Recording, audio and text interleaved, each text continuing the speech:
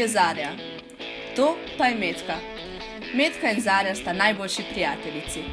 Skupaj sanjarita o luštnih tipčkih, pišeta domačo nalogo, malicata. Ok, kaj bi ti raj? Da bi imela ful fajno frizuro, pa da bi bila fajn oblečena, ali bi obrala? Plešeta in delata vse, kar delajo pravi prijatelji. Nekega dne pa pride Nina.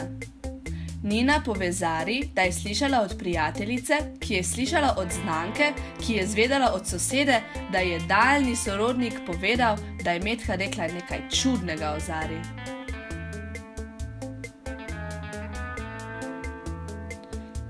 Zarja je besna. Konec je! Od takrat naprej se Zarja ne pogovarja več z Metko.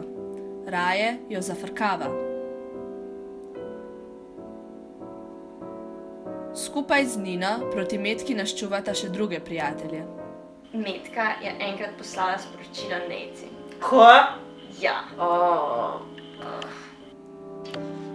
Metka je taka koza. Prav sovražim jo.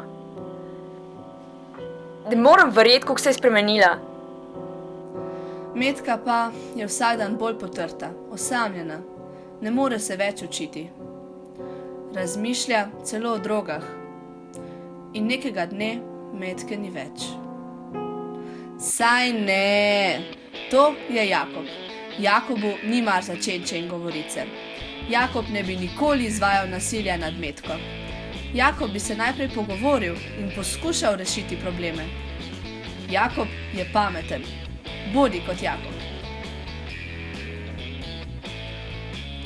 Vas zanima še kaj več o medvrstniškem nasilju?